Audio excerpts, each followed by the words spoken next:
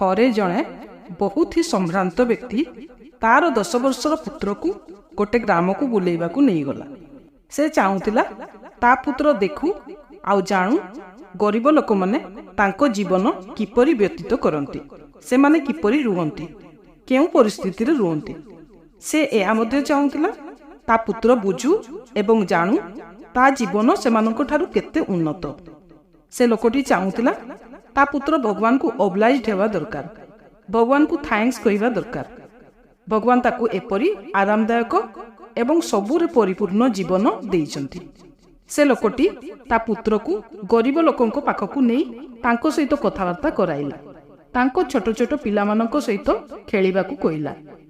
ସେ ବିଲରେ ଚାଷ କରୁଥିବା ଲୋକମାନଙ୍କ ସହିତ ସାକ୍ଷାତ କରାଇଲା, ଯେଉଁମାନେ ଶ୍ରମିକ ସେମାନଙ୍କ ସହିତ ମଧ୍ୟ ଭେଟ କରାଇଲା। ସେମାନେ ଦୁହେଁ ଦିନଯାକ ସେହି ଗ୍ରାମରେ ବ୍ୟତୀତ କଲେ। ଯେତେବେଳେ ସନ୍ଧ୍ୟା ହେଲା ସେମାନେ ଘରକୁ ଫେରିଲେ।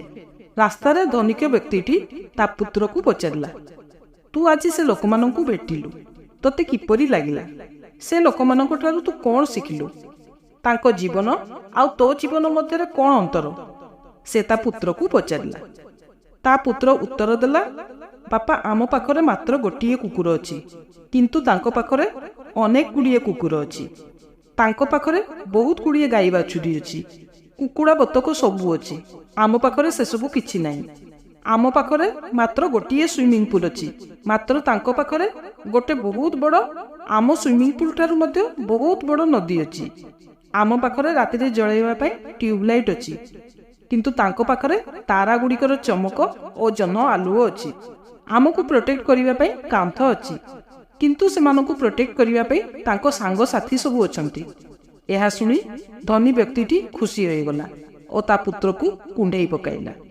ଫ୍ରେଣ୍ଡସ୍, କାହାଣୀଠାରୁ ଏହା ହିଁ ଶିଖିବା ଆମର ଦୃଷ୍ଟିକୋଣ କିପରି, କିଏ କେଉଁ ଆଙ୍ଗେଲରୁ ଜିନିଷକୁ ଦେଖୁଛି, ଦ୍ୟାଟ୍ ମ୍ୟାଟର୍ସ। ଆପଣଙ୍କ ଦୃଷ୍ଟିକୋଣ ଯଦି ସଂକୀର୍ଣ୍ଣ, ଆପଣ ସଂକୀର୍ଣ୍ଣ ହୋଇଯାଉଛନ୍ତି। ଆପଣଙ୍କ ଦୃଷ୍ଟିକୋଣ ଯଦି ବିଶାଳ, ଆପଣଙ୍କ ପାଖରେ ପୁରା ସମୁଦ୍ର ଅଛି, ନହେଲେ ପାଣି ଟୋପାଏ ମଧ୍ୟ ନାହିଁ। ଆପଣ ନିଜ ଦୃଷ୍ଟିକୋଣକୁ ଯଦି ବଦଳାଇ ପାରୁଛନ୍ତି, ଆପଣଙ୍କ ଜୀବନ ପରିବର୍ତ୍ତିତ ହୋଇଯିବ। ଆପଣଙ୍କ ସମୟ ଆପଣଙ୍କ ଅନୁକୂଳ ନଥାଉ, ଆପଣ ନିଜର ଦେଖିବାର ଦୃଷ୍ଟିକୋଣ ଯଦି ବଦଳାଇ ଦେଉଛନ୍ତି, ତେବେ ଆପଣଙ୍କୁ ସବୁ ଅନୁକୂଳ ଲାଗିବ। ଯେଉଁ ବ୍ୟକ୍ତି ଭାବେ ମୁଁ ଜୀବନରୁ କ'ଣ ହାସଲ କରିଛି, ମୋ ଲାଇଫରୁ ମୋତେ କ'ଣ ମିଳିଛି, ତେବେ ସିଏ ଯଦି ଦୃଷ୍ଟିକୋଣକୁ ଚେଞ୍ଜ କରିପାରୁଛି, ତେବେ ସେ ଜାଣିଯିବ ଏପରି ଦୁନିଆରେ ବହୁତ ଲୋକ ଅଛନ୍ତି, ସେମାନଙ୍କୁ ସେତିକି ବି ମିଳିନାହିଁ ଯାହା ଆପଣ ପାଇଛନ୍ତି। ଆଉ ଆପଣ ଯାହା ଆଜି ହାସଲ କରିବାକୁ ଚାହୁଁଛନ୍ତି, ତାହା ଆଉ କାହାରି ପାଖରେ ନିଶ୍ଚିତ ଅଛି, ଆଉ ସିଏ ଆଉ କିଛି ହାସଲ କରିବାକୁ ଚାହୁଁଛି। ତେଣୁ ଶାନ୍ତି, ଖୁସି ଦୌଡ଼ ଲଗାଇବାରେ ନୁହେଁ, ଶାନ୍ତି ଆଉ ଖୁସି ଥମିଯିବାରେ ଅଛି। ଶାନ୍ତି ଆଉ ଖୁସି ସନ୍ତୁଷ୍ଟ ହେବାରେ ଅଛି। ଆଗକୁ ବଢ଼ିବା ବହୁତ ଭଲ, ନିଶ୍ଚିତ ଭାବରେ ସମସ୍ତଙ୍କୁ ବଢ଼ିବା ଉଚିତ, କିନ୍ତୁ ସବୁବେଳେ ହାୟ ହାୟ କରିବା ଠିକ୍ ନୁହେଁ। ଏଟା ହେଲା ନାହିଁ, ସେଟା ହେଲା ନାହିଁ, କ'ଣ ପାଇଁ ଏଟା ହେଲା, କ'ଣ ପାଇଁ ସେଟା ହେଲା ନାହିଁ। ଜୀବନ ବିଶୃଙ୍ଖଳିତ ହୋଇଯିବ। ଜୀବନରେ ଭଲ ଦେଖିବାକୁ ଚେଷ୍ଟା କରିବା ଉଚିତ, ଆଉ ପଜିଟିଭ୍ ଆଟିଚ୍ୟୁଡ୍ ରଖିଲେ ଆପଣ ଆପଣଙ୍କର ସାମ୍ରାଜ୍ୟର ସମ୍ରାଟ ହୋଇଯିବେ। ଧନ୍ୟବାଦ।